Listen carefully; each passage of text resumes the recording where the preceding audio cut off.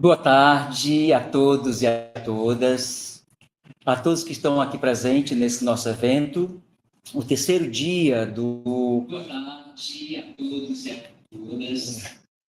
todos que estão aqui presentes nesse nosso evento, o terceiro dia do... Ok, o microfone estava ligado, esse aqui. O terceiro dia do simpósio Riqueza em Debate, que começamos em junho, né? Muitos já nos acompanharam nas outras atividades, e hoje, dia 18, nós temos a honra de compor a essas atividades a conferência do professor Ernst Wolff, da Universidade de Leuven,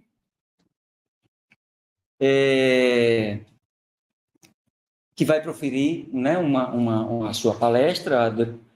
Logo já passo a palavra para o professor Lucas Vilas, do PPG-FIL, mas quero dizer que estamos felizes, nós do grupo de estudo em hermenêutica no Corriquer, aqui da Universidade Federal do Piauí, felizes em tê-los vocês presencialmente aqui nesse auditório, com a gente, e todos os que estão nos acompanhando pelo YouTube. Os colegas que participaram com a gente no primeiro congresso internacional da rede Brasil Requer, na Unicamp, que foi exatamente agora, 13, 14, 15 e 16. O professor estava lá no congresso, veio nos brindar de São Paulo para cá, aqui para Teresina. E, portanto, se sinta à vontade e participem com suas questões, com suas dúvidas, com as suas observações, dando continuidade à conferência do professor. Professor Lucas Vilas, muito obrigado, amigo, para compor essa mesa com a gente e acompanhar o professor Ernst Wolff, que para nós, de fato, é um ganho do ponto de vista acadêmico e do ponto de vista das relações humanas também.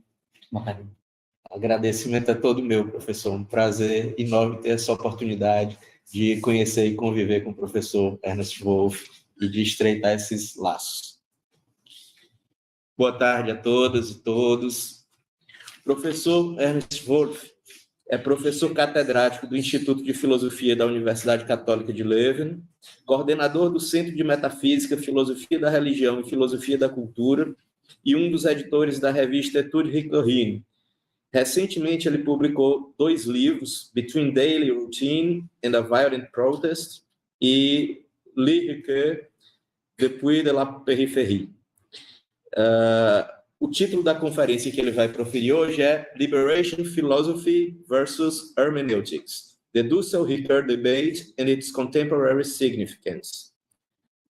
E, sem mais delongas, estamos todos aqui ansiosos para ouvir o professor Ernst Wolff. Com a palavra, o professor. Thank you very much. Thank you very much, Vanderlei, and the whole Department of Philosophy for inviting me. I'm very honored to be here. I'm even twice honored to be here, even a second time. O professor agradece o convite e diz que está muito feliz por estar aqui pela segunda vez. I prepared a presentation that I will read today for the conference that took place just now at Campinas, although that time it was in French, and now I will read it in English. Preparou um texto para a conferência que ele vai proferir aqui e na Universidade de Campinas. Lá ele vai proferir essa conferência em francês, aqui ele vai proferir em inglês. At the same time, I am glad to see that the material that I have prepared fits exactly into the theme of your conference. I see that you placed the book History and Truth in the center of the conference, and that will be also the book that is in the center of my presentation. Ele disse que está feliz em ver que o texto que ele preparou para a apresentação se encaixa perfeitamente na temática do evento e que, inclusive, o livro que vocês estão trabalhando é exatamente o livro que está no centro do debate da palestra dele. May I just, for my curiosity, ask, who can understand a bit of English? Por curiosidade, ele está perguntando quem consegue entender um pouco de inglês. Okay. Thank you. I will look at you more than to the others. Ele agradece, diz que vai olhar para vocês mais do que para os outros. Good. So, in preparation for this meeting, I've sought to stimulate discussion on what it can mean to study Ricoeur today, and specifically in Brazil. Evidently, this requires that I give at least my own view on some of the most important things of the wealth of Ricoeur's thought. At the same time, I wanted immediately to emphasize that one needs to adopt a critical perspective. So on the one hand, I want to give a view on what is really challenging and interesting. On the other hand, I want to engage with Ricoeur as we do as critical philosophers do. Now, standing up critically to a giant like that of Ricoeur is not easy. So for this reason, I decided to draw some help from another giant, and that is Enrique Dussel.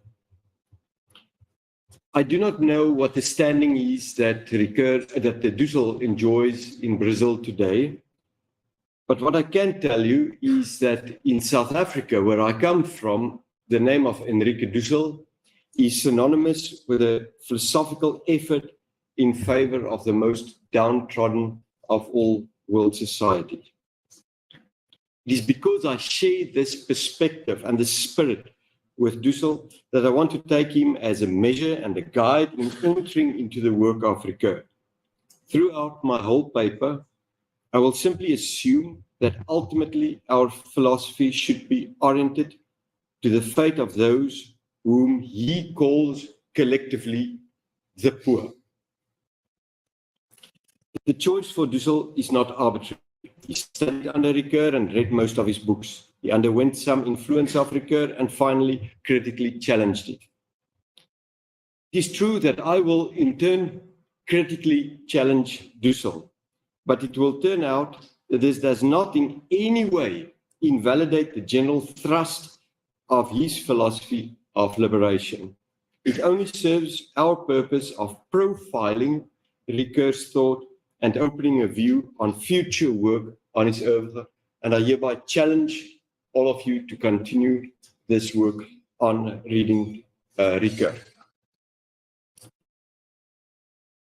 Dussel and Ricoeur both participated at a conference that took place in April 1991 at the University of Naples under the title Philosophie e libération. The conference fulfilled the wish of one of the organizers, Domenico Gervolino, who since 1986 had been looking for ways to coordinate Ricoeur's philosophy with the philosophy of liberation. Dussel's paper, entitled Hermeneutics and Liberation, and Ricoeur's improvised oral response, Philosophy and Liberation, are available as chapters 5 and 9 of Dussel's book. In English, it is called The Underside of Modernity, but there's also a Spanish version.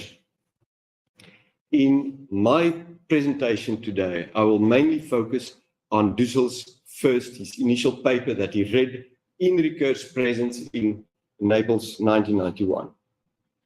I will first show to you what Dussel understood under the name Ricoeur. What does he find in Ricoeur, and what are his critical objections to Ricoeur? Then, in a second step, I will comment on Dussel's overall presentation of Ricoeur's work and assess his critical view. In a third step, I will open the door to a presentation of major moments of Ricoeur's early philosophy as I see it. And then finally, I will briefly comment on Ricoeur's response to Dussel.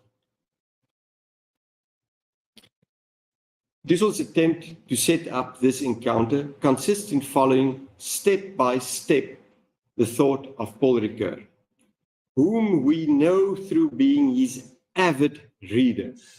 in order to slowly detect the differences and constructive possibilities for a mutually creative dialogue.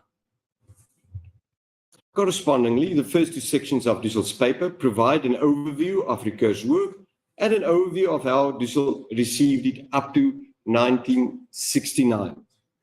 According to his own testimony, 1969 was a turning point, after which his critique of Ricoeur compelled him to take another direction in his research. Dussel's step-by-step overview of Ricoeur's most important books.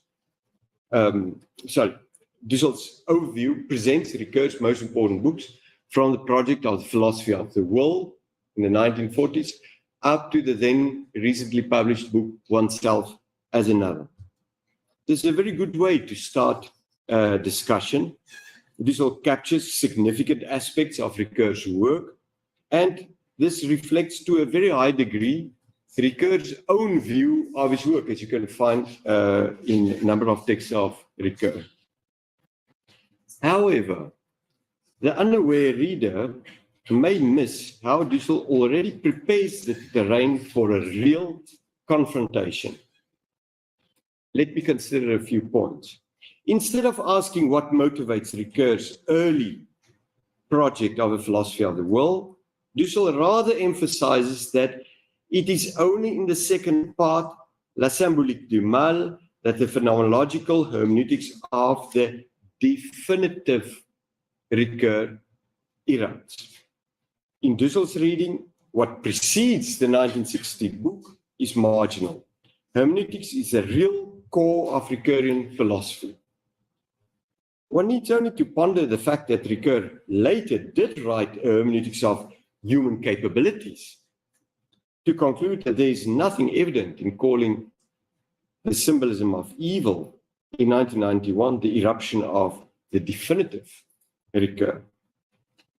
Next, Dussel concludes Ricoeur's hermeneutics ought to have led to an ethics, a politics, which were promised but perhaps never accomplished. Evidently, Ricoeur never wrote an encompassing political philosophy, a fact that frustrates even some of his most loyal disciples. The question is, however, if the substantial number of his texts on ethics and politics is negligible to his philosophy in general. I will argue that this is incorrect. Dussel evokes History and Truth, a book of essays which had greater resonance at the concrete level and which helped the militant, Ricoeur, to comprehend history. Manifestly, this greater resonance refers to Dussel's own reception. In this respect, one cannot overemphasize the importance of his own comment. The short article, Universal Civilization and National Cultures, which is a chapter of History and Truth, had a great impact on me. By contrast, Dussel does not comment on Ricoeur's militancy, nor attempt to clarify how the thought in History and Truth was supposed to help Ricoeur in his militancy.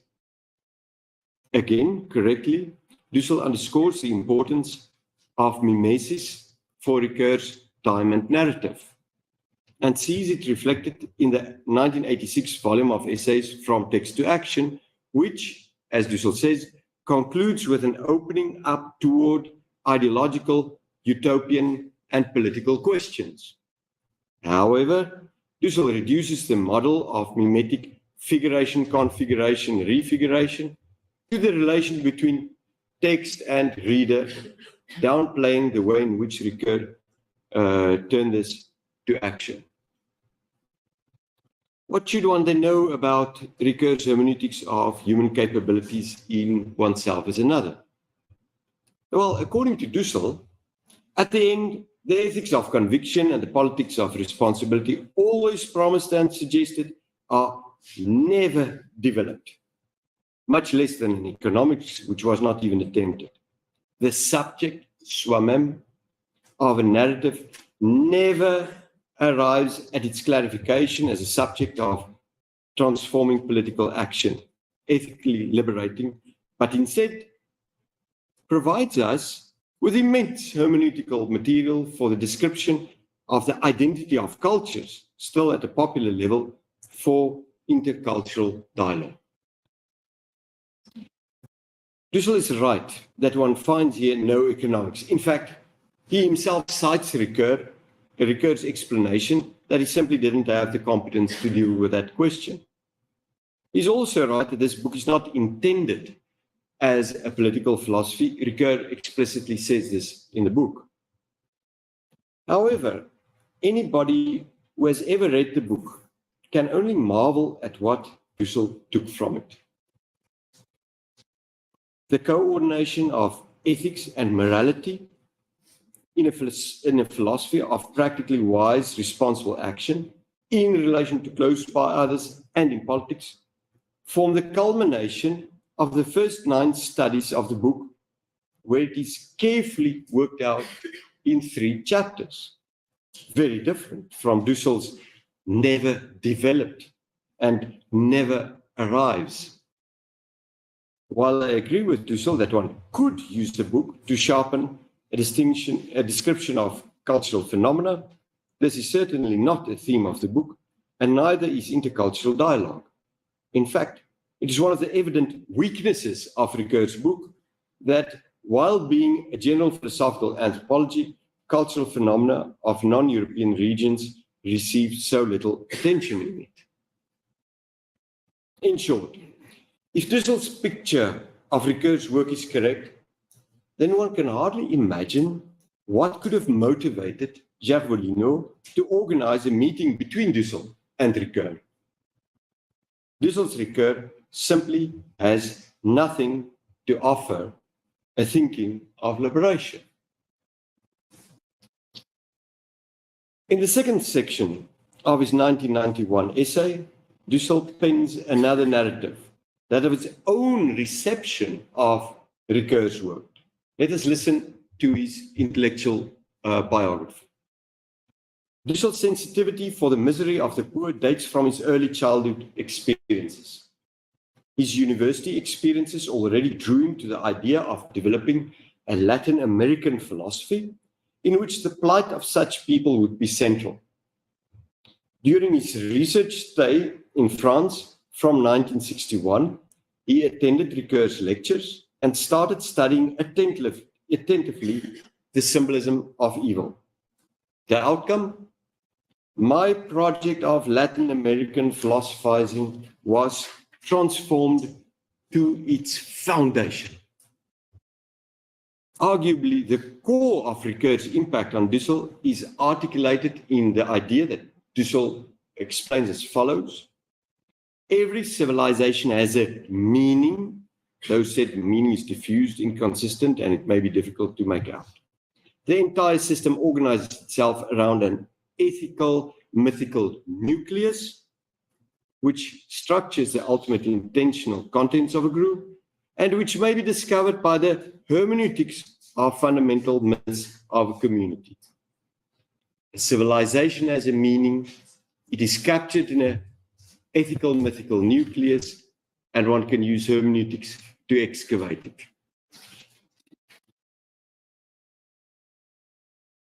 On return to Argentina at the end of the 1960s, Dussel starts working out integrally a hermeneutical vision of Latin America from the perspective of Asia in its pre-Columbian history and from Europe since 1492.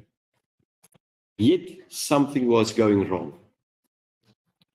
It was precisely this clash between the European and the Indian worlds that deeply concerned me. It was the confrontation between two worlds, the domination of one over the other, the destruction of the Amerindian world by the conquest in the name of Christianity. All of these will put in crisis the Ricoeurian world, appropriate for the hermeneutics of one culture, but not enough for the asymmetrical confrontation between several cultures the one dominating, the others dominates. This then is the first explicit indication of a weakness in Ricoeur. Dussel calls it culturalism.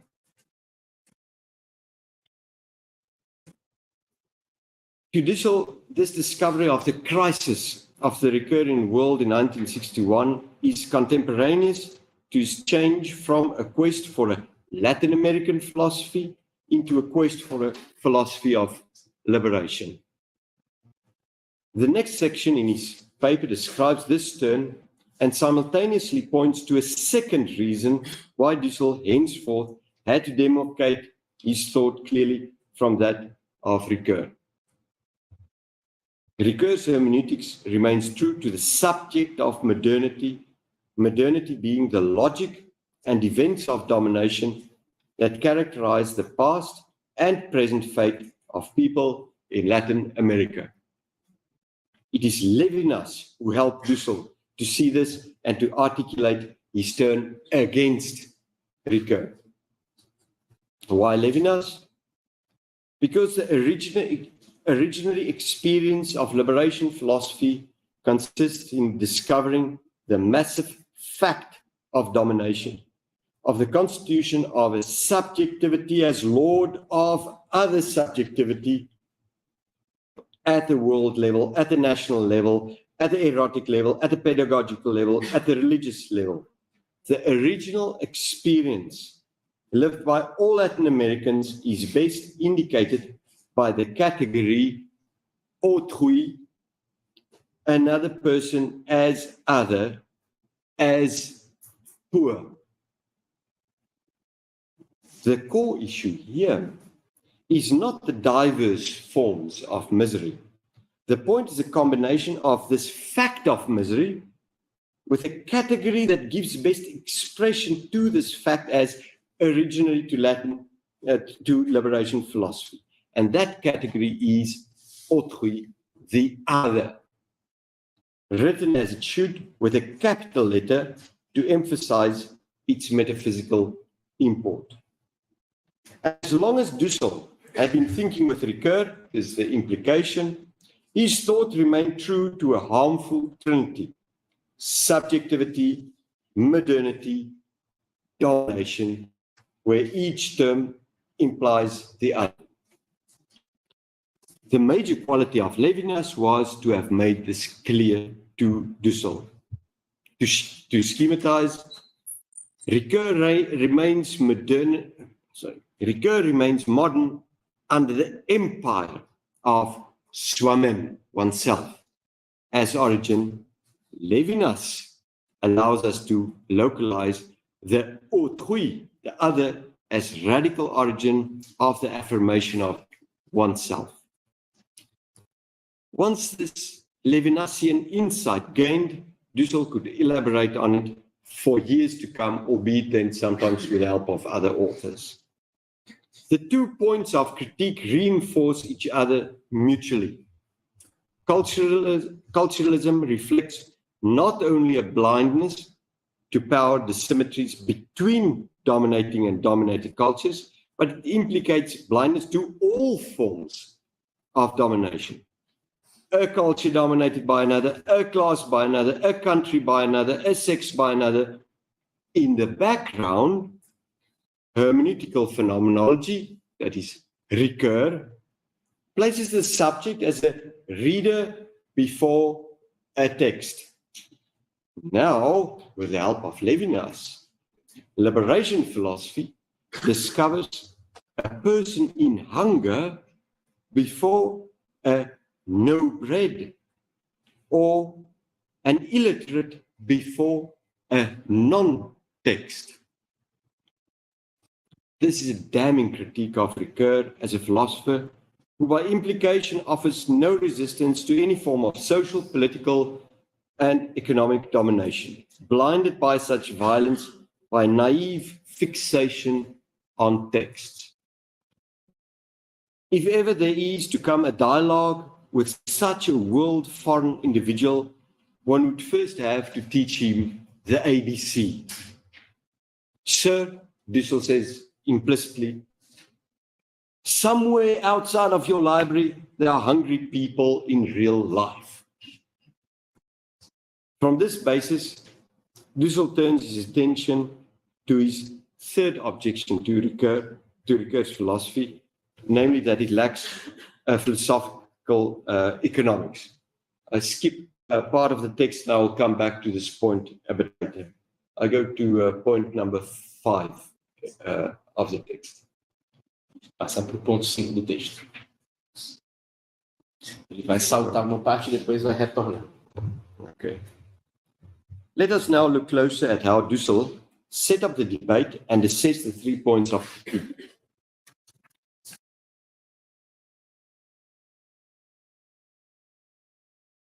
So what I'm trying to do now is to see how did Dussel really frame Ricoeur's thought. And here I only want to examine which part of Ricoeur he really received. What did he read on the basis of which he critiqued Ricoeur? For this purpose, something is falling out of my pocket. Oh, that is my passport. Stop. Passaporte dele caiu do bolso. If I forget my passport, I'm not going anywhere. Se ele esqueceu o passaporte, ele não vai a lugar nenhum. You will have to appoint me. I'm not sure if Hilton would agree to that. Okay, so what I did was I looked through all of the early works of Dussel from the early 1960s to the middle 1970s, also the essays, to see where he explicitly referred to Ricoeur. And the findings were very interesting. Dussel's reception does not cover all of Ricoeur's books evenly. In fact, it is not even dominated by a single book, but rather by a single article. Universal Civilization and National Cultures from History and Truth. And specifically the elaboration on the concept of an ethical, mythical core. Clearly, the symbolism of evil played some role in Dussel's own subsequent work on that concept. For the rest, Dussel's reception does not allow us to conclude that he ever attempted to engage with Ricoeur's work generally, let alone to examine the potential of his work in the direction of practical philosophy. This accounts for the multiple reductions of Ricoeur's thought we find in his 1991 paper. Instead of considering all of Ricoeur's writings, he narrows his perspective to Ricoeur's big books. Instead of situating Ricoeur's hermeneutics within a bigger project of a philosophy of will, he narrows Ricoeur's philosophy to hermeneutics. Instead of considering Ricoeur's hermeneutics in its organic link with social reality and action, Dussel narrows his view to a paradigmatic situation of a reader in front of a text. And finally, while Dussel maintains in 1991 that the real Ricoeur is to be found in Ricoeur's big books, the young Dussel accords a major place to one text of practical philosophy outside of the big books, namely Universal Civilization. Yet, he does not follow this prompt to explore Ricoeur's other published essays in practical philosophy. The net effect is that Ricoeur's early socio-political thought is sidestepped. Furthermore, while Ricoeur's philosophy of language, symbolism, and discourse of the 1950s and 1960s explicitly implicate history, social reality, and interaction, and while this path is explicitly clarified by Ricoeur as that from text to action, this makes no impression on Dussel as he prepares for the Naples encounter. It is through this very small keyhole that he reads time and narrative and oneself as another. In none of this do I want to exaggerate the volume and importance of Ricoeur's practical philosophy. but Ricoeur could not have recognized himself in this distorted image that Dussel gave him as a means to detect the differences and constructive possibilities for a mutually creative dialogue. We have now discovered that the framework of Dussel's presentation was hugely disfavorable to Ricoeur. Let us now consider Dussel's three critiques of Ricoeur encrusted into this framework. I do so in reverse order. So here I come back to the question of philosophical economics. If the point is articulated in its most general terms, namely that Ricoeur has no philosophical economics, then Dussel knew even before the Naples encounter that Ricoeur granted this readily. There's no reason to conjure up a recurring response to what he conceded himself.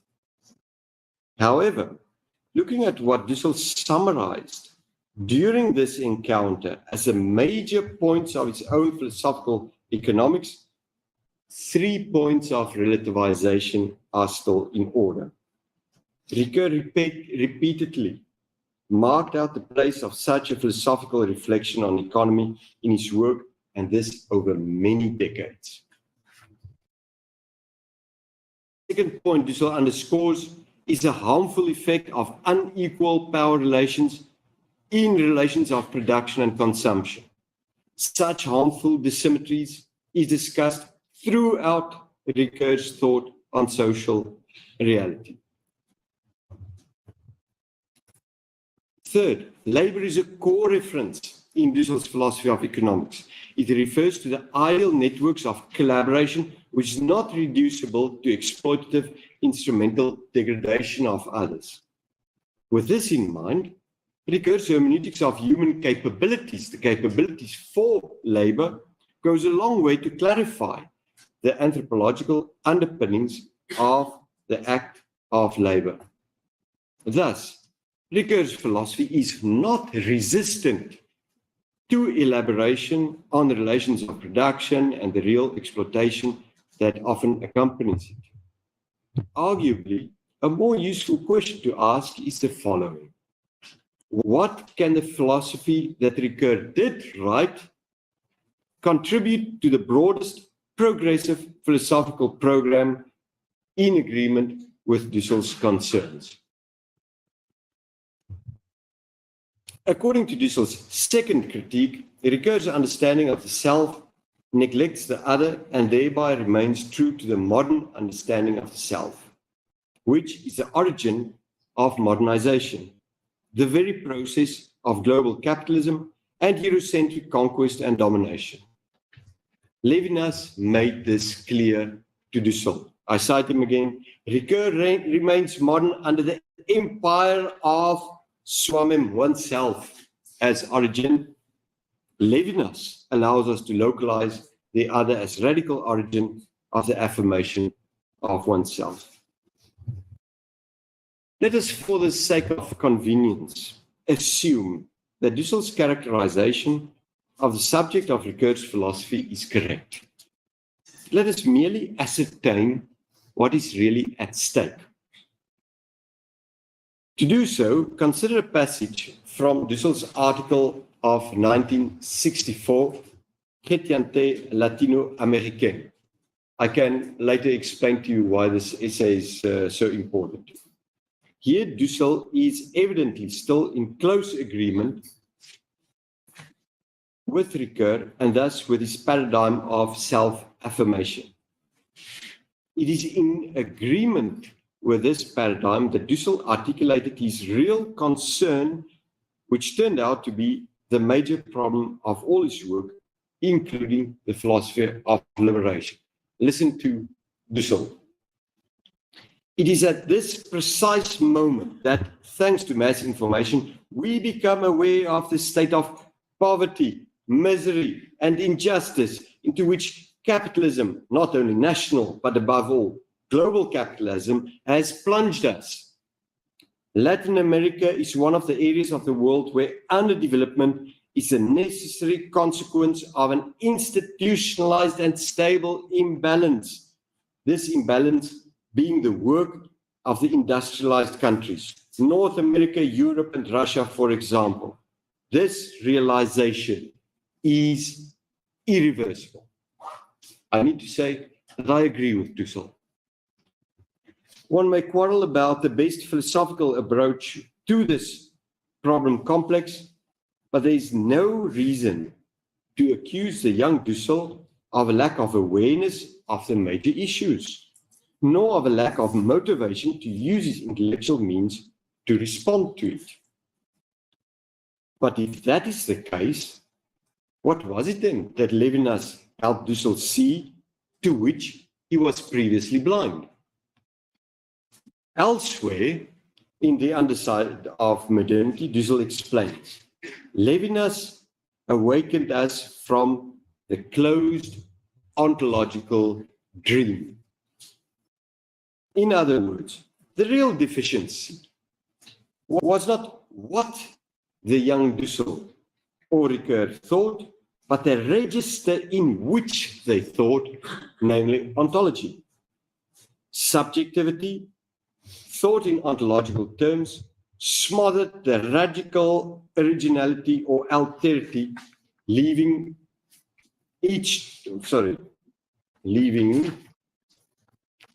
where am I? The self-affirming modern subject triumphant in its domination, according to the Levinasian Dussel. I see three insurmountable problems in this position. First, Ricoeur's philosophy of subjectivity is characterized as entirely subservient to the reign of ontology, a failing so severe that Ricoeur's philosophy of the will and his social-political thought can in no way mitigate it. The weakness on the metaphysical level invalidates what is done in practical philosophy. And since Dussel never gave Ricoeur's practical thought its due place, he does not have to grapple with the following question. How is it possible that a philosopher whose understanding of the subject is so compromised can be so disturbed by poverty, exploitation, domination, colonization, and the like? These are all themes that you find in Ricoeur's early work. Second point. Inverse to this encompassing delegitimation of Ricoeur's practical thought, Dussel elevates a metaphysics of the originary alterity itself as an achievement of practical philosophy. This practical excellence is imputed to the metaphysics rooted in the other, no matter how unable it may be to make any meaningful contribution to practical philosophy. In fact, there is in Levinas no philosophical economics, Dussel's third point of critique to Ricoeur, no power analysis of cultural difference, Dussel's first critique of Ricoeur, no developed philosophy of political freedom, no hermeneutics of the other's living conditions. Obviously, essential components of a philosophy of liberation. But none of this prompts Dussel to reconsider the eminent position he accords to a metaphysics of alterity. Even the problem inherent in Levinas's own philosophy, namely that the infinite appeal to responsibility requires a responsible agent that could respond to it in full cognizance of the practical difficulties, is not worth citing in 1991. I see a third important problem in Dussel's use of Levinas. By according the lofty metaphysics of the other an ascendancy over the mundane social and political philosophy of others, Dussel lays down a principle, the implications of which he had not properly thought through. In simple terms, if this is how one has to deal with Ricoeur, we have to deal so with other similar cases. Consider, for instance, Paul Gilroy, whose detailed exploration of Eurocentric ideas of modernity and postmodernism emerges from an understanding of the centuries of fate of Black Atlantic, as his book is called, yet who never engages with the idea of alterity of another with a capital letter. Does Dussel expect us to discard Gilroy's work because he presents the black inhabitants of the Atlantic region merely as others in a banal historical and sociological sense? Or consider Fabien Ebousi-Boulaga, a Cameroonese philosopher. His whole understanding of the crisis of Muntu, African people, is informed by the experience of total defeat of the colonization of Africa and its aftermath. But to him, the prime question is that of strategic self-affirmation. Is this attempt at gradual prise de soi, taking up oneself despite all odds, also defective because it does not start out from a metaphysics of the other? One could extend this list very far. How many other authors gave their best to think through poverty, oppression, misery, exploitation, etc., but failed to do so in terms of the alterity of the other, and therefore need to be rebuked for remaining modern under the empire of oneself as origin?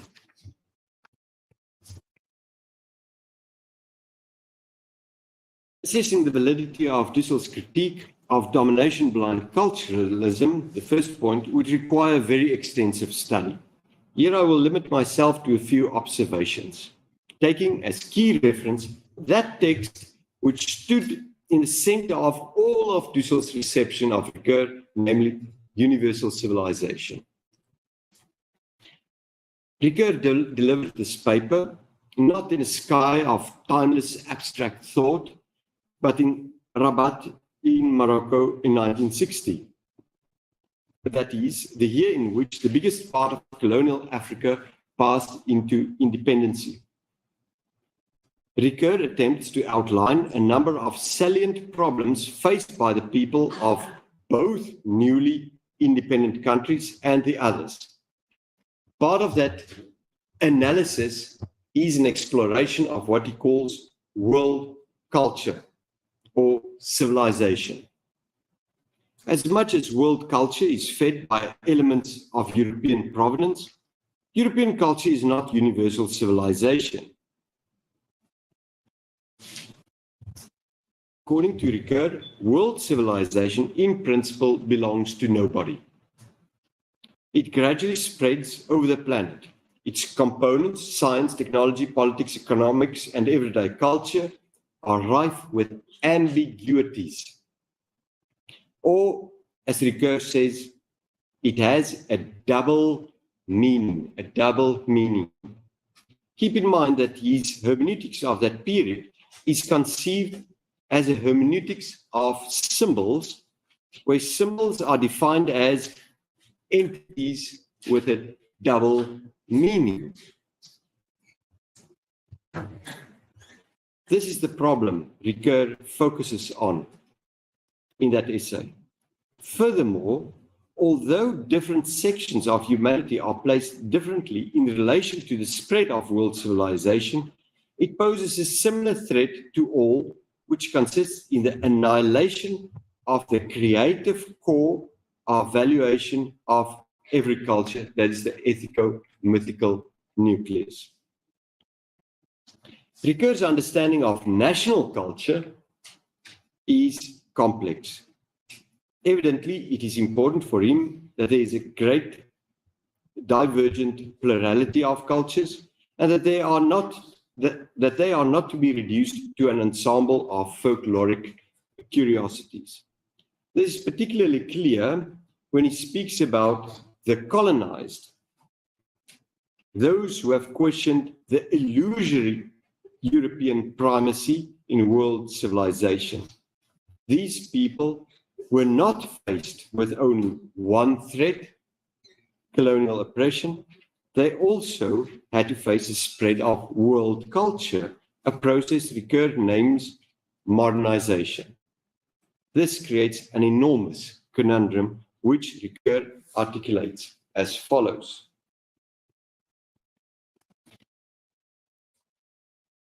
In order to get onto the road towards modernization, it is necessary to is it necessary to jettison the old cultural past which had been the raison d'être of a nation? The problem often comes up in the form of a dilemma or a vicious circle. The fight against colonial powers and the struggles for liberation were, to be sure, only carried through by laying claim to a separate personality. For these struggles were not only incited by economic exploitation, but more fundamentally by the substitution of personality that the colonial era had given rise to.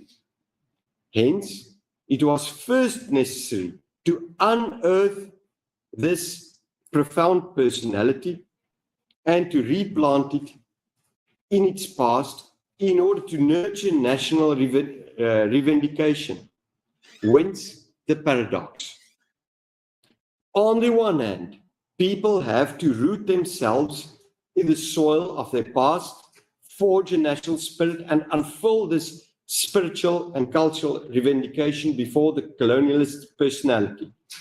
But in order to take part in modern civilization, it is necessary at the same time to take part in scientific, technical, and political rationality, something which very often requires the pure and simple abandon of a whole cultural past. This is the paradox.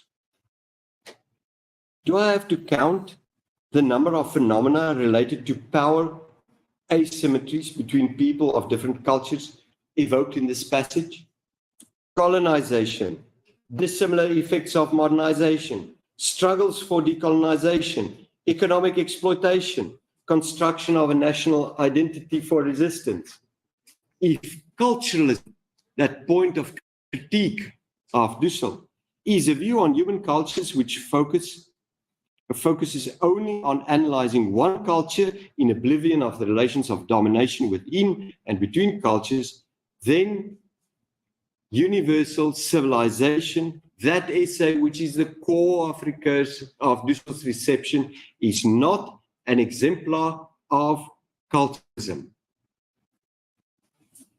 To me, the question is not if we go along with the detail of Ricoeur's formulation in this essay. I don't. The question is rather if we can see how he makes the connection between the domain of hermeneutics, culture and symbols in the wider sense, and the practical requirements for liberation. I could continue with an extensive exposition of this essay of Ricoeur. I'm not going to do that. But instead, what I want to do is preempt the skeptic's objection that I may perhaps just be singling out one small passage or one essay and exaggerate its importance. For that reason, I'm going to show to you why this is not just a single point. I want to turn to a subject that I've evoked since the beginning of my presentation, namely Ricoeur's early socio-political philosophy.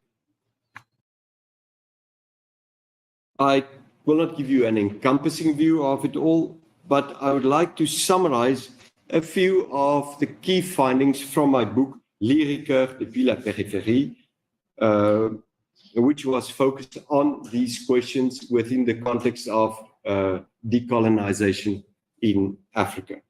This book will be available in Portuguese translation soon. Esse livro dele vai estar disponível em tradução para português em breve. Starting with the text, the question of the colonies, I will trace the presence of four themes throughout the two post-war decades of Ricoeur's writing. I will also show how these themes are continued in Ricoeur's more well-known philosophy, even where the question of decolonization is not explicitly addressed.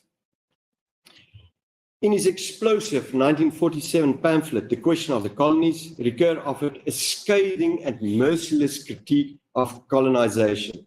In this text, Ricoeur sums up his own conclusions in 5 points. The only legitimate aim of colonization is to abolish itself.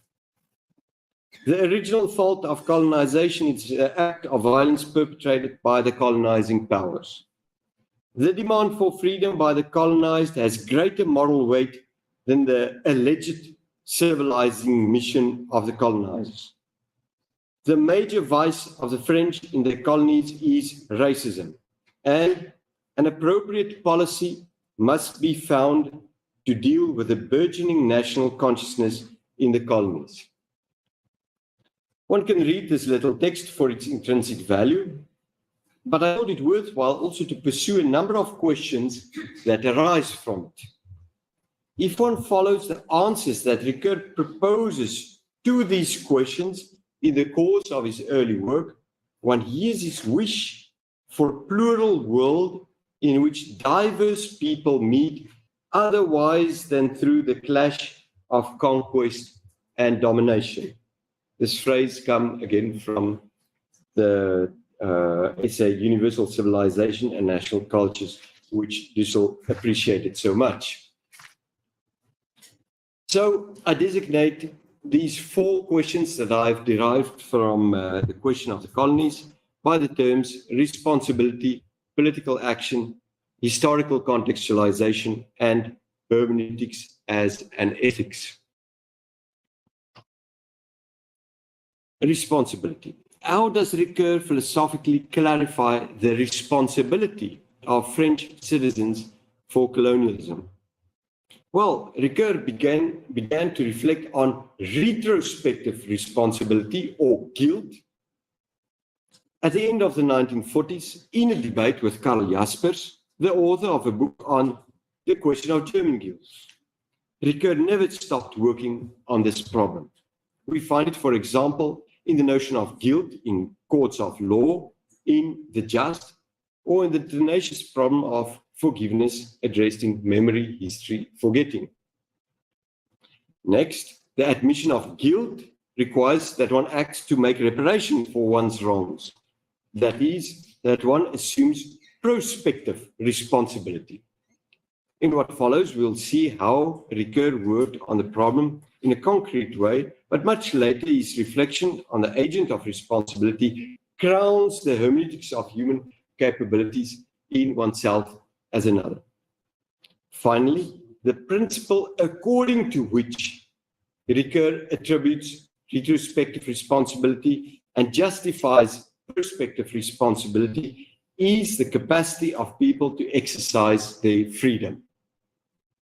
Ricoeur explores this normative yardstick in the essay L'expérience psychologique de la liberté of 1948, drawing on le volontaire et l'involontaire.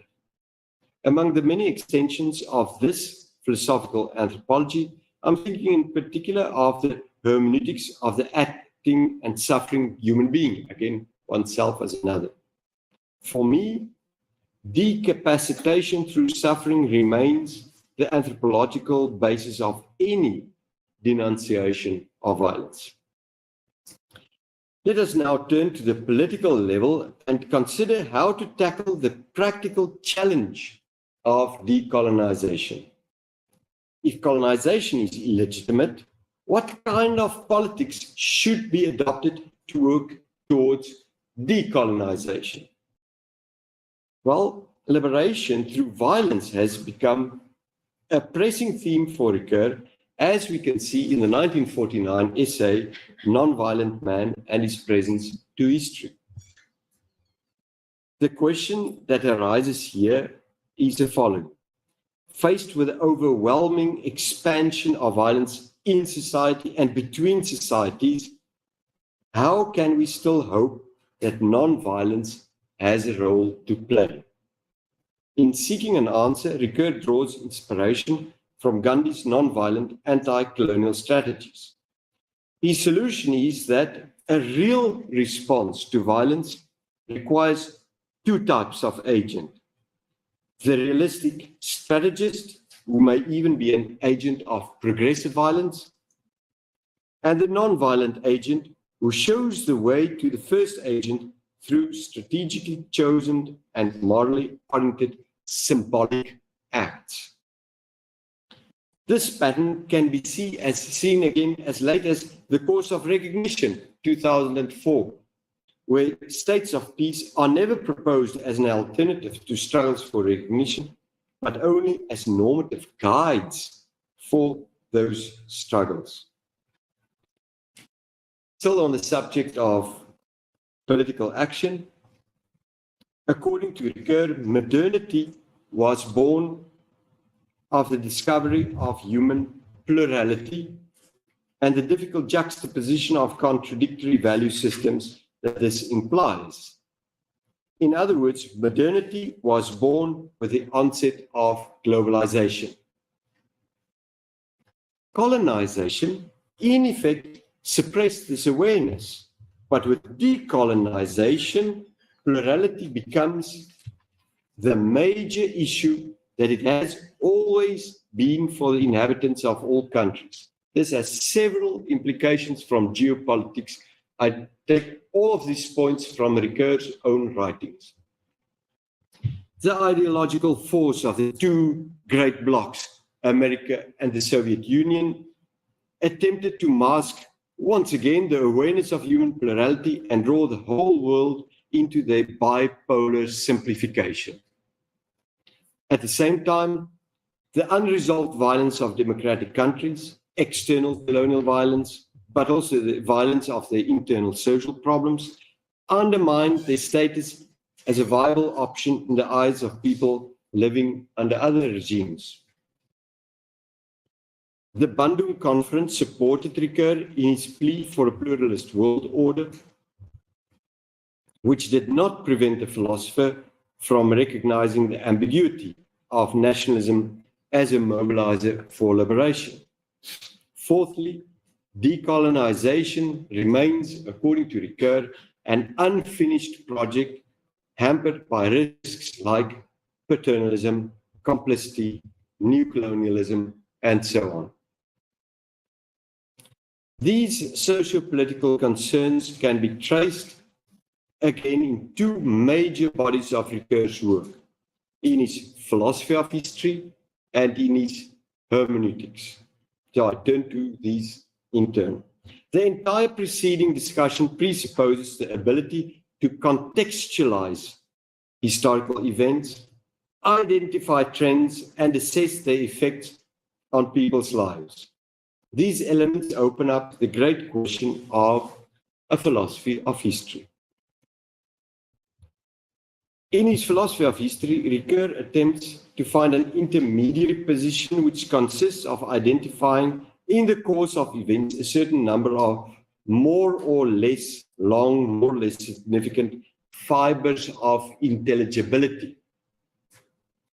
I've identified 4 fibers of intelligibility of his time that are important to him: modern science and technology, modern conditions of labor, modern forms of politics, and an unprecedented actuality of human plurality due to decolonization.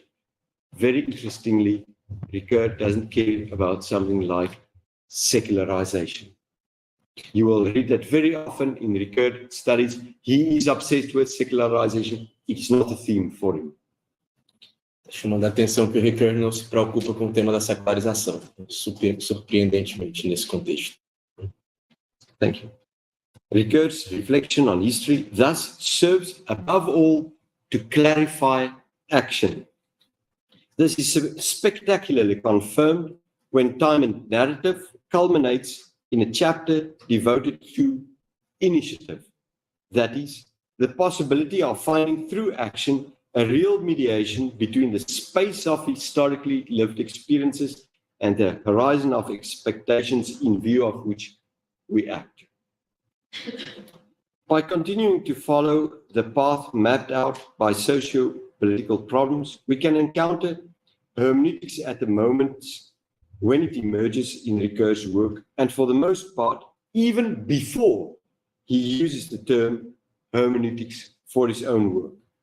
I've been able to identify not just one form of hermeneutics, but 4. Using the text of History and Truth, dealing with history, I've shown that hermeneutics pursues the understanding of history as much in social science as in practice. The remarkable essay, Work and the Word, led me to the idea that hermeneutics is a clarification of the integration of language and action with a view to a better diagnosis of social problems and better practical interventions. The famous hermeneutics of symbols, of the symbolism of evil, consists in seeking to account for the contingency of culturally specific discourses and symbols that mediate our consciousness while affirming our capacity to think and judge. But Ricoeur never claimed that this monumental excavation of Western symbols had universal value. The short passages or pages devoted to this problem in the introduction to the symbolism of evil sketch out a wider undertaking of hermeneutics of the symbols of the whole of humanity. Hence the need for a hermeneutic as an intercultural ethic, which is the answer to the question of the loss of meaning and the proliferation of juxtaposed traditions, consequences of a globalization disillusioned by decolonization. For those who remain skeptical about this point, I can refer you to a surprising number of publications in which Ricoeur confirms this. Allow me just the most general conclusions to be drawn from this overview. In Ricoeur's early thought, there is a most interesting engagement with contemporary social and political issues. Obrigado.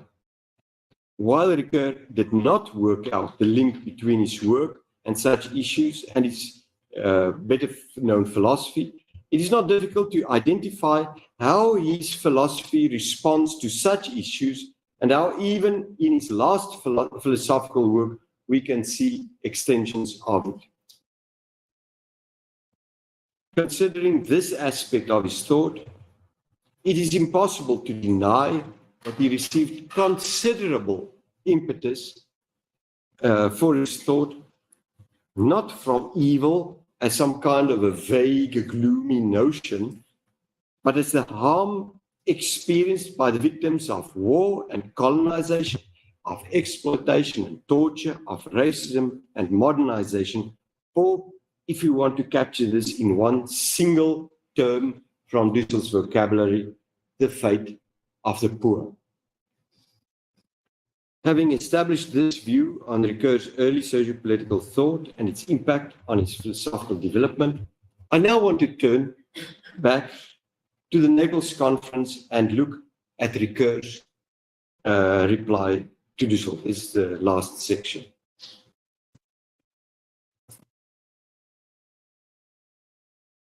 While recognizing that Ricoeur's oral response was improvised, it remains disappointing in several ways. While one cannot expect of a philosopher to engage with all legitimate challenges, the fact that Ricoeur hadn't followed up on Gerolino's challenge to think through the relation between his philosophy and philosophy of liberation is more significant than a mere anecdote.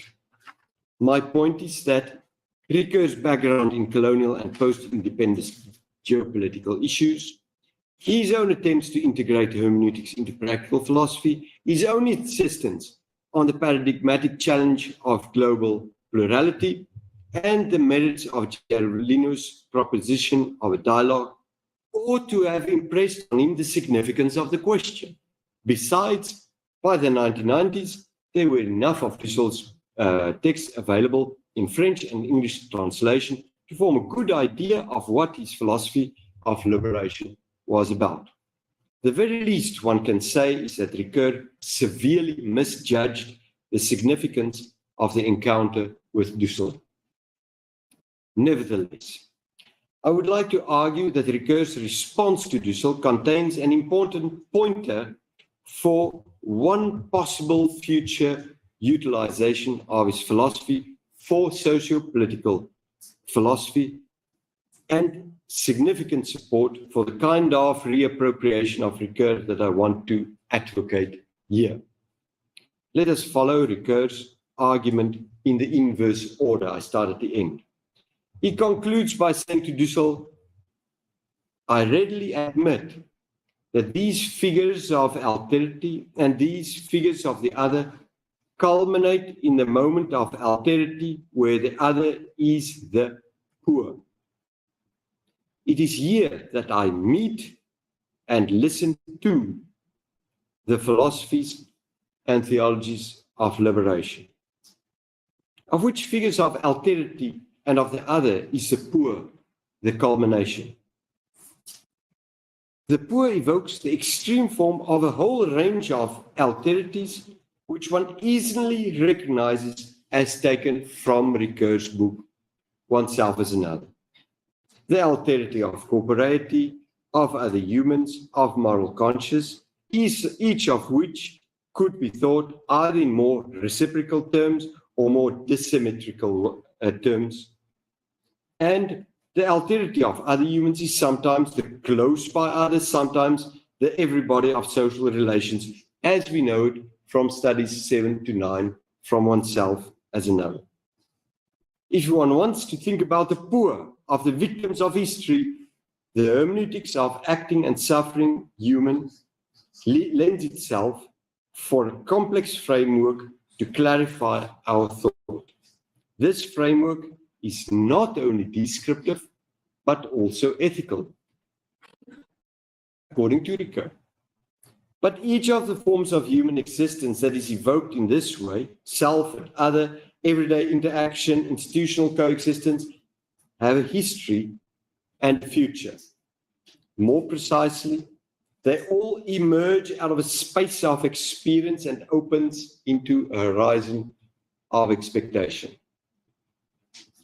This tipping from experience into the future through action is initiative.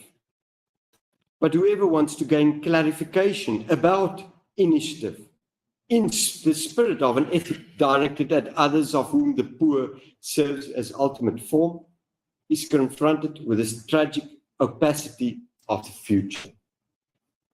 One may desire the good life without ever gaining a science by which to achieve it. More accessible is a past experience from which we necessarily act. Our languages, institutions, sciences, practices, etc. The moment of initiative of action emerges from such domains of experience. While action is conditioned by such social phenomena, it's not determined or closed in by it. Indeed, one could consider all of these social phenomena of the space of experience as text-like phenomena that are read by people. Reading is not a way of being locked up in a text. It is a way of critically engaging with a text. The configuration of it in text-like phenomena always require some form of conservative and innovative refiguration for which reading is the metaphor.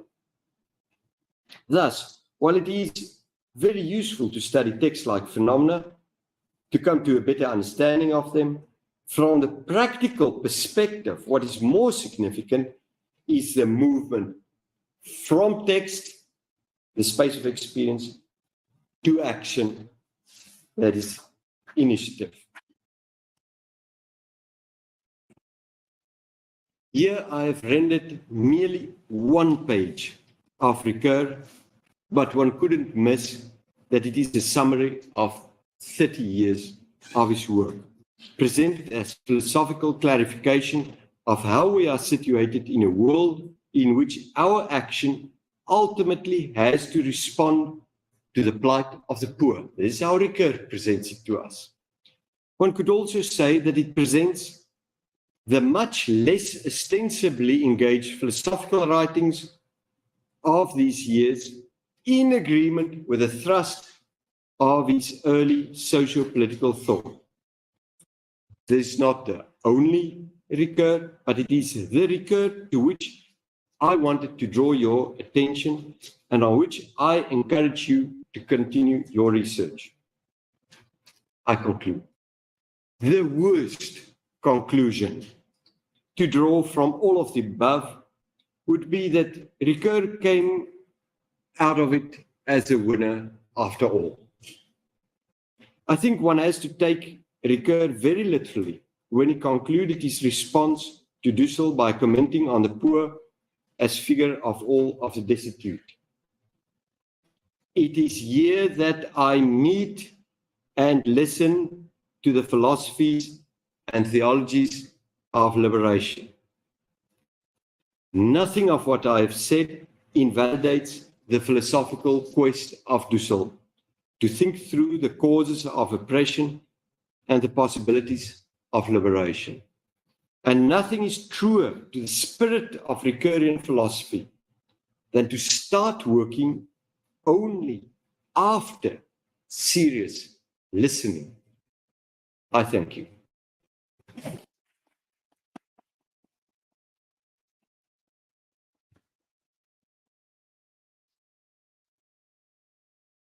Muito obrigado, professor.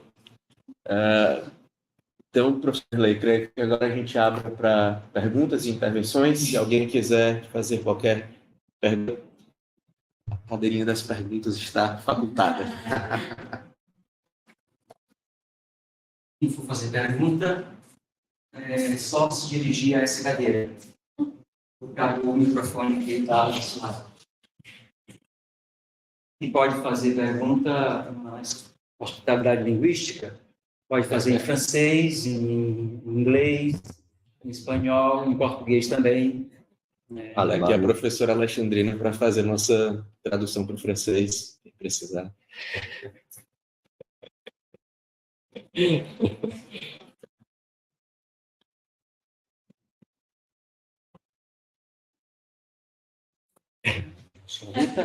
Nobody? Não subir, mas...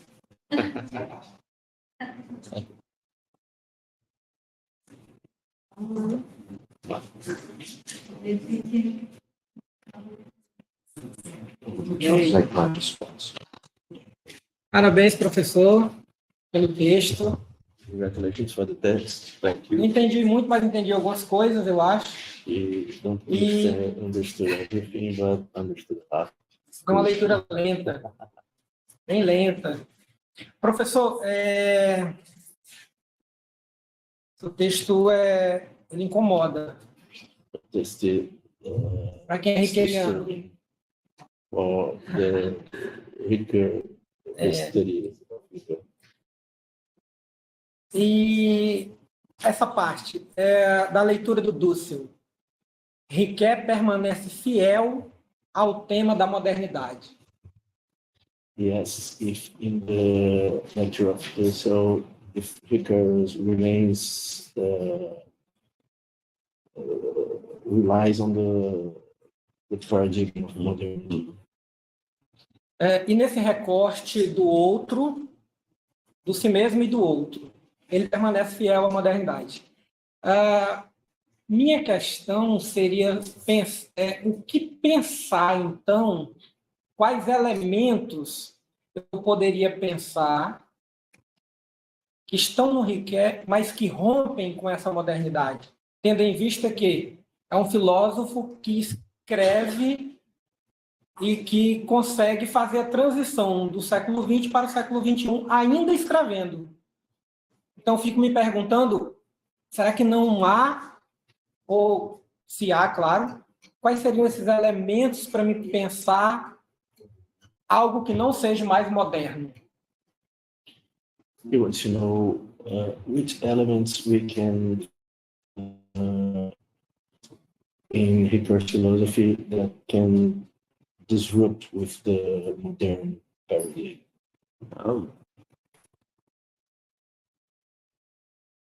Posso fazer outro? Posso abusar um pouco mais? You ask if we can ask another question.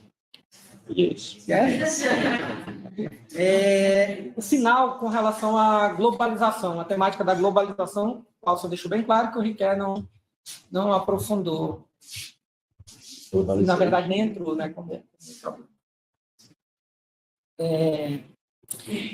E aí, as noções de sabedoria prática, reconhecimento e justiça. Sabedoria prática no si mesmo como o outro, reconhecimento no percurso do reconhecimento e a justiça no justo dois, nessas últimas obras ricoeurianas. Seriam noções para combater, ou pelo menos pensar uma globalização outra, mais próxima do sujeito humano, mais próximo da pessoa.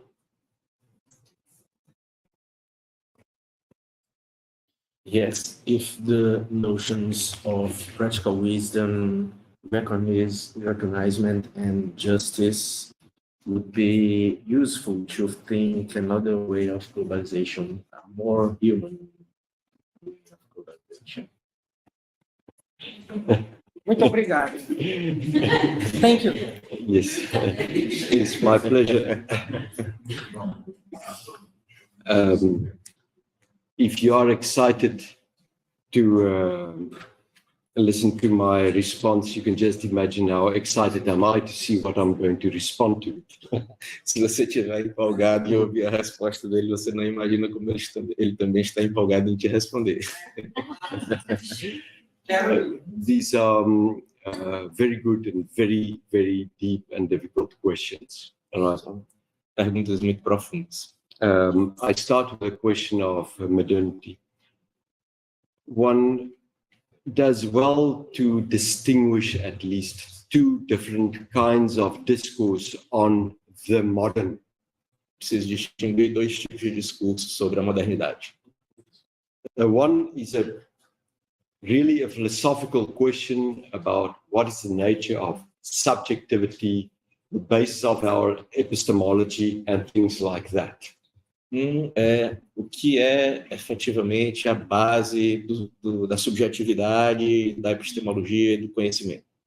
The other is more practical, philosophical, or even sociological notion of modernization and deals with questions of different forms of technology and modernization of our lives, change of life forms, and so on and so forth. O outro de natureza mais sociológica e prática e lida com questões como a tecnologia, novas formas de vida e como lidar com essas novas formas de vida. The two kind of problems are, of course, related to each other because it is because of a certain understanding of the human's relation to himself, to the world, to knowledge, that one can develop modern technology and so on. So the two are related. As duas questões estão relacionadas umas com as outras e implicam umas nas outras, porque as formas como se desenvolvem as tecnologias também implicam nas formas como o sujeito se posiciona. But they are not related in such a way that if you study philosophical modernity, you have thereby dealt with the problem of sociological modernization. Mas elas não estão implicadas ao ponto do fato de que se você estudar a modernidade filosoficamente, você precisa enfrentar o problema da modernidade sociologicamente também. You have to work on both. The one cannot stand in for the other. Não pode ser separado do outro. And that is, to my mind, that is the problem in Levinas. Esse é o problema em Levinas. Or for that matter, in Heidegger, if you like. Ou em Heidegger, se você quiser. Doesn't matter what their critique of subjectivity is. I mean, they occupy that space of philosophical reflection and think if you have dealt with that philosophical problem, that suffice to deal with a more social, practical question of modernization. Se você lida com uma dessas dimensões, né, da modernidade na dimensão filosófica, você precisa também lidar com ela na dimensão filosófica. O que eu estava chamando a atenção anteriormente é isso, que nem todos têm essa consciência de que lidar com uma dessas dimensões da modernidade leva necessariamente a também lidar com a outra. Né? E aí ele fez a crítica aí ao Levinas e ao Heidegger. So I say that the two discourses are related to one another and that you cannot simply throw away the one and work with the philosophical one to make it do the sociological work.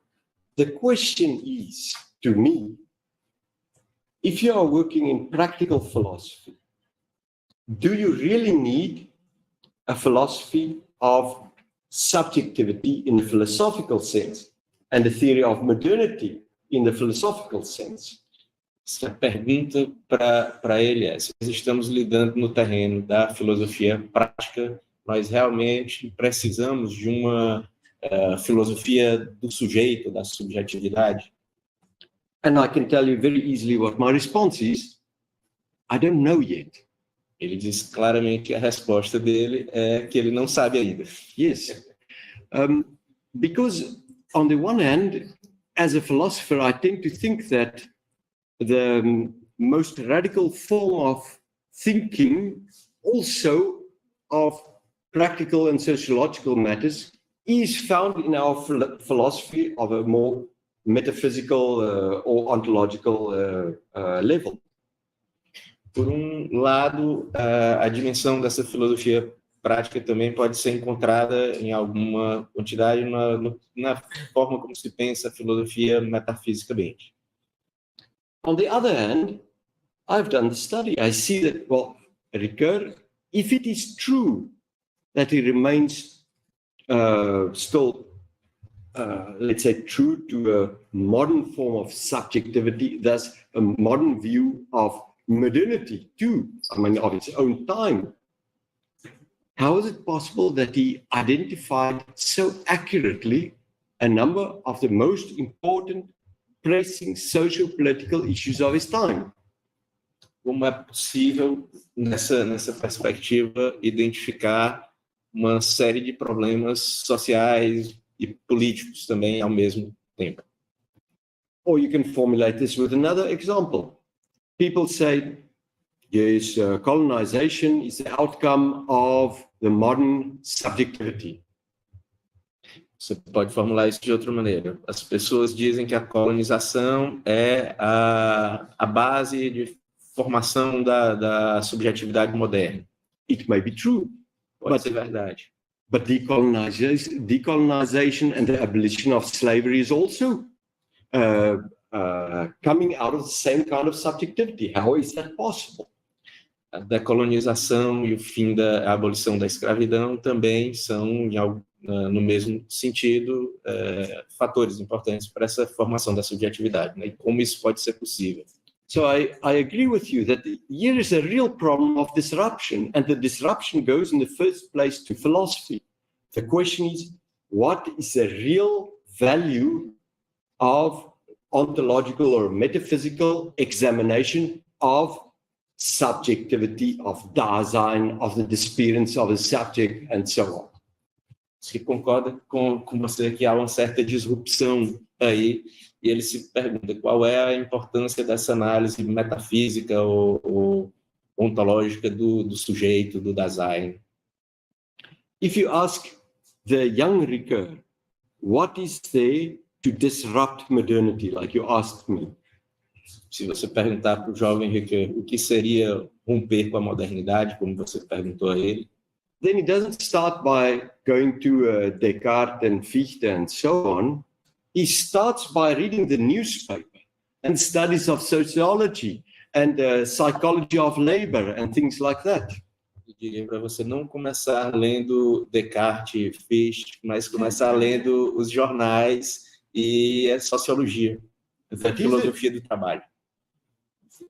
There is something, I would say, almost commonsensical in it. Seria quase refletir sobre o senso comum. Well, so the response to your question, if I have to say today, what do I teach myself here is, if you want to disrupt the negative effects of modernization, ask the journalists, ask the sociologists, ask the historians, ask the people who know the terrain. Então, a resposta que ele daria é: se você quiser romper com os efeitos negativos da modernização, você deve perguntar como aos jornalistas, aos historiadores, aos sociólogos, às pessoas que labutam diretamente nesse terreno. Okay, that's the first question. As for globalization,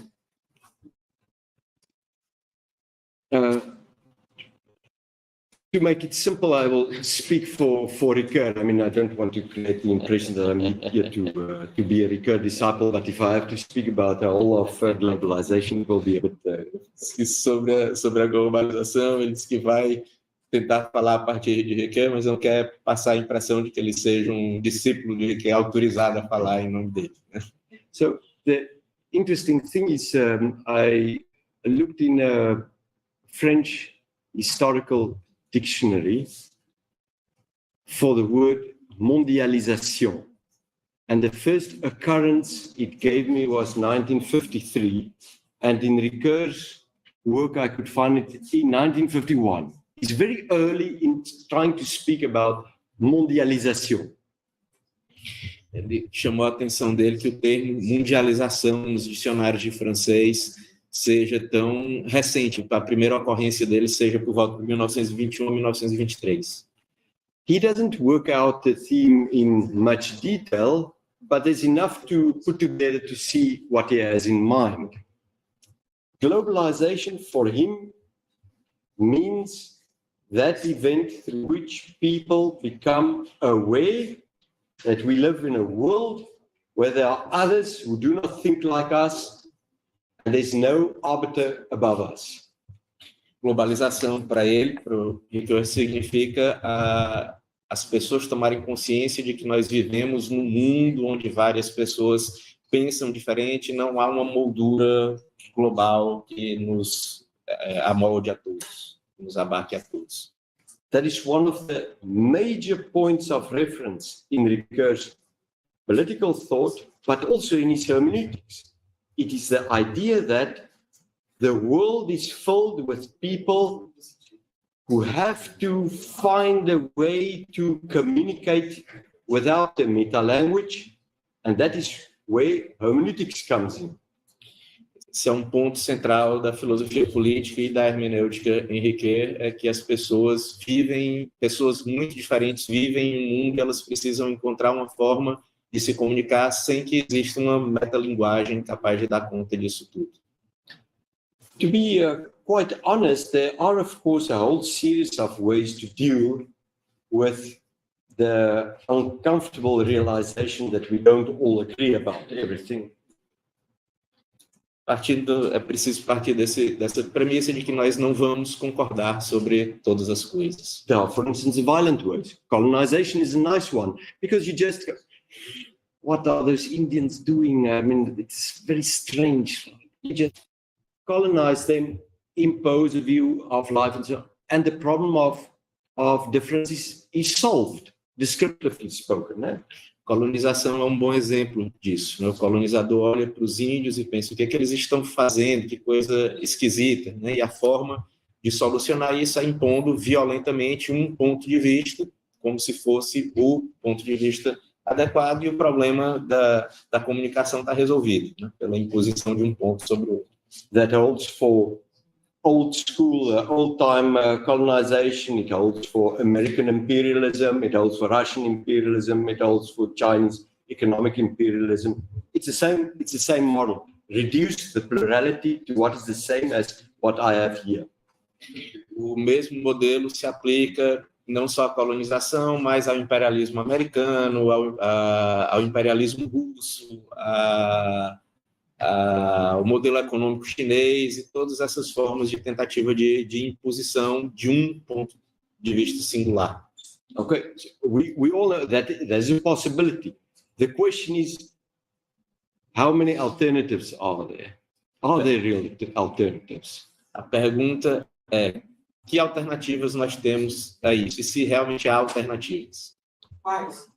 Yes, which alternative? Yes, that's. You could, in a kind of a utopian dream, think that you just leave people alone and they will more or less live together all by themselves. I don't believe that at all. Que algumas pessoas acreditam que é só deixar as pessoas vivendo juntas que naturalmente vai surgir uma forma delas viverem conjuntamente. Ele particularmente não acredita nisso. To me, the only realistic way to think about a way other than through domination has to go through language. We have to communicate. Right. O único caminho que ele acredita para lidar com essas diferenças é através da linguagem, que nós precisamos nos comunicar.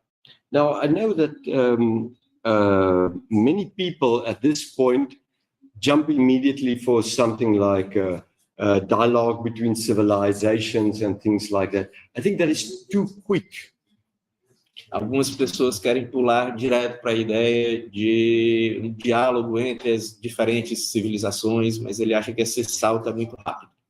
Simply because the dialogue of civilizations presuppose that a cultural group is like a giant who has one person who can speak for him and always thinks in the same way.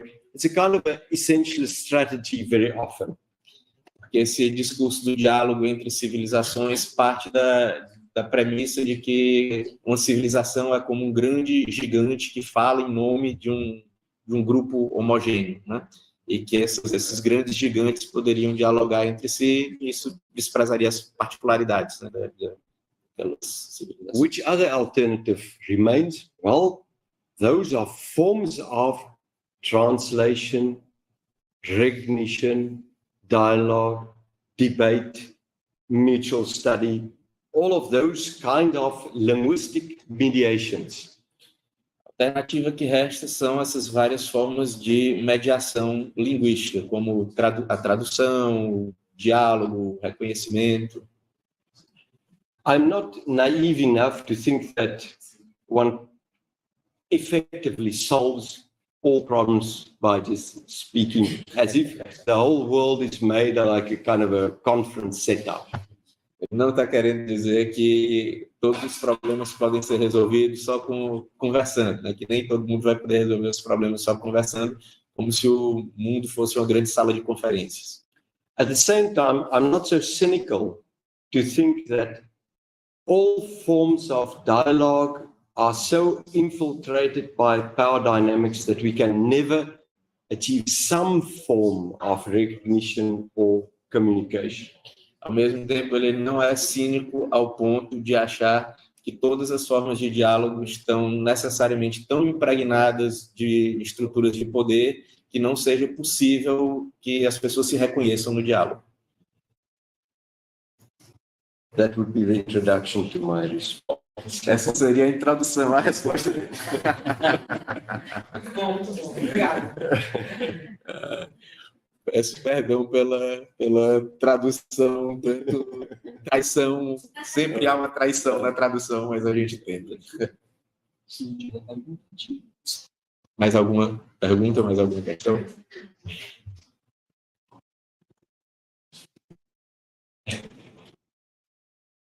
Venha, professor.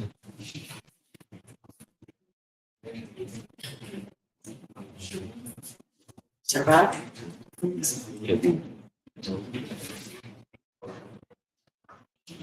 Professor, na verdade, não é, são questões quando você cita que o Dussel se referiu mais ao texto Civilização Universal, se Ricoeur não já estaria fazendo um adiantamento em relação àquilo que na década de 80, veja, o texto Civilização Universal está no livro História e Verdade 55. Yes, if Dussel refers to the text of Universal Civilization, who is in the book 55. 55, yeah. Sim, e se aí Ricoeur não já estaria fazendo uma anunciação da globalização que surge na década de 80. If in this text Ricoeur was not already annunciating the globalization, which will emerge only in the 80s. In the 80s. Yeah.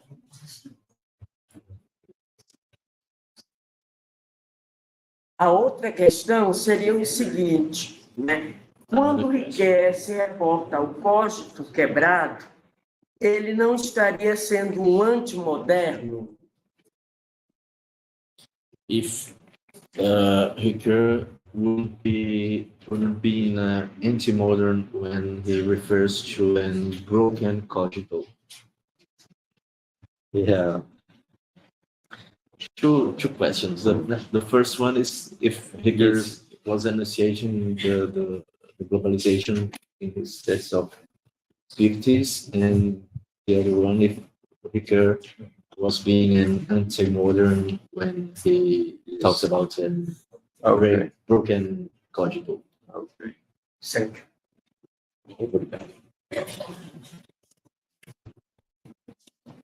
Yes, thank you for these questions too. The first one is a very exegetical question.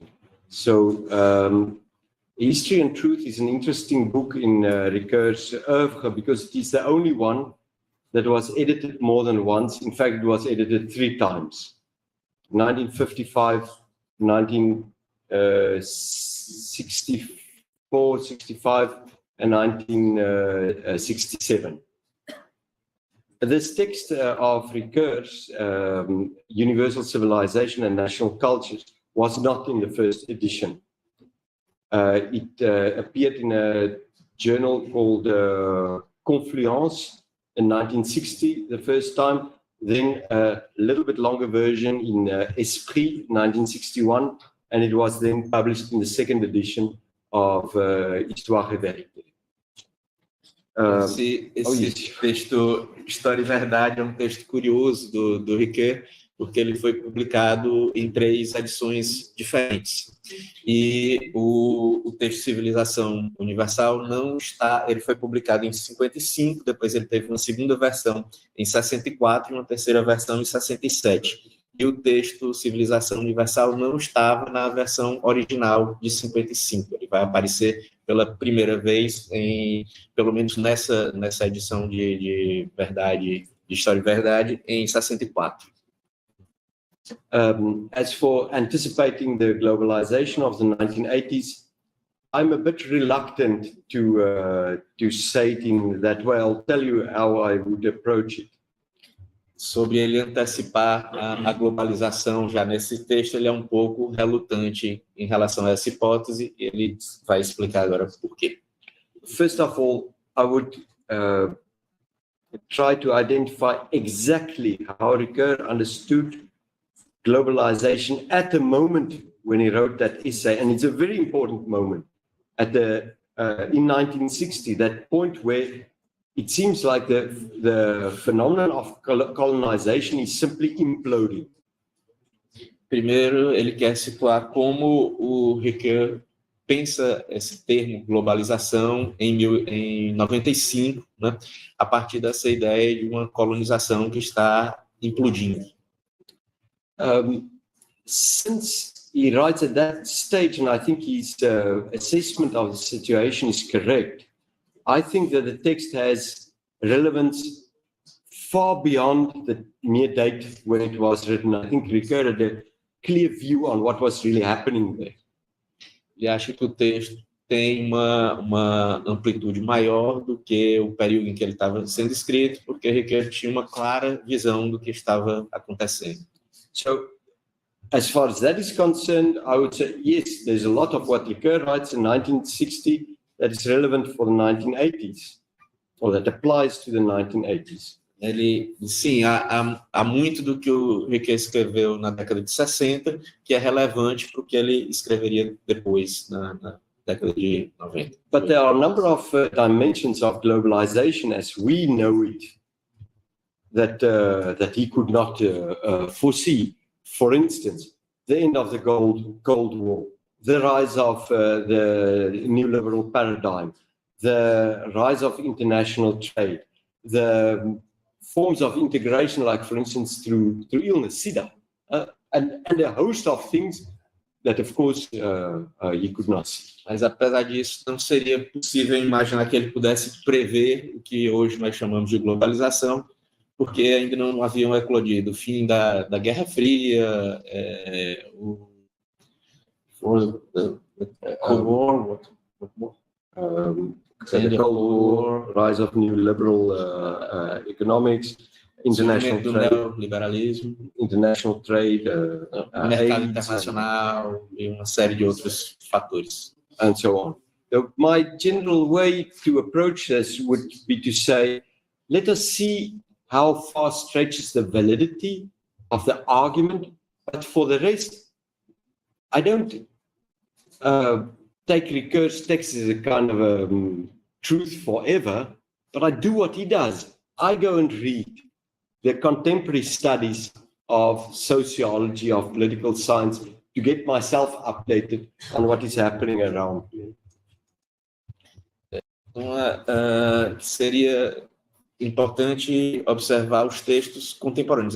Não dá para negar a importância do que foi dito, né, anteriormente, mas para compreender essa natureza da globalização é preciso ler os textos contemporâneos em sociologia. I'll give you a short response to your second question. For the sake of simplifying my argument, I just said, let us suppose Dussel is right about Ricoeur's idea of subjectivity. Ele diz que, para simplificar o argumento na resposta à segunda pergunta, vamos partir do pressuposto de que Dussel está certo na crítica que ele fez ao Ricoeur. But one could, for instance, say, take a book like the Essay on Freud, 1965. In the introduction, Ricoeur explains to us how, at that stage, he understood subjectivity. Para pensar, what's the book? De l'interprétation. Para tomar o livro A Interpretação do Ricoeur, na introdução, Ricoeur já explica his understanding of o seu entendimento, sua compreensão de subjetividade. Well, you know the text. So he says, well, I am in a certain way an inheritor of a tradition spanning from Descartes through Fichte up to today. So that's clearly a modern tradition. Ele narra essa tradição vindo claramente de Descartes para Fichte, Schelling. But then turns it around too, in a way, to say, well, I make of this a kind of a reflexive subjectivity where I don't start with a transparent view of myself, but start examining myself by that which is exterior, that is the Tiltaian moment. Ele propõe uma visão de subjetividade em que em que eu não reflito sobre mim mesmo a partir de dentro, mais do que se pode refletir sobre mim mesmo partindo do exterior. You know all of that, of course. But then when I start studying myself by examining from the outside the signs that I give myself of myself, I can have a hermeneutics of myself. E observando a mim do exterior e esse conhecimento de mim que eu posso ter a partir dessa observação do exterior permite que eu tenha uma hermenêutica do sujeito, não, do self. And that hermeneutics in that book is one of a hermeneutics of recuperation, but also a hermeneutics of suspicion. Essa hermenêutica nesse livro é uma espécie de hermenêutica da suspeita. Now, to my mind, that is already quite some distance from a Cartesian or a Kantian understanding of the subject. Isso é, consequentemente, uma visão do sujeito distante da visão cartesiana e moderna. Thank you. Agora 4 horas, 16 horas, nós já temos uma outra atividade, que é um workshop com os nossos doutorandos aqui do programa. E aí vamos estar encerrando essa conferência maravilhosa, professor. Muito obrigado. Acho que nos traz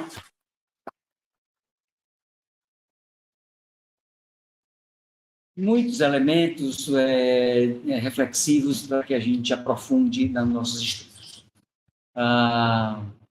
Agradeço também ao Lucas, o colega, de estar fazendo essa mediação de línguas. Né? À disposição. O Riquet tem uma terminologia que chama de hospitalidade linguística. Então, é muito familiar e muito confortável que a gente trabalhe exatamente nesse sentido de uma língua não tentando compreender a outra ou mediando a outra, etc.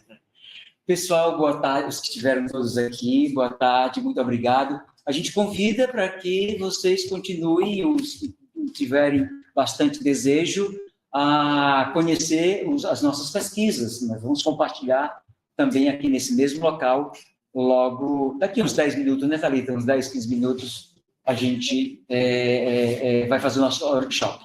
Obrigado a todos e conheçam um pouco a obra desse filósofo francês que estudamos aqui na UFPI, aqui no PPG-Phil.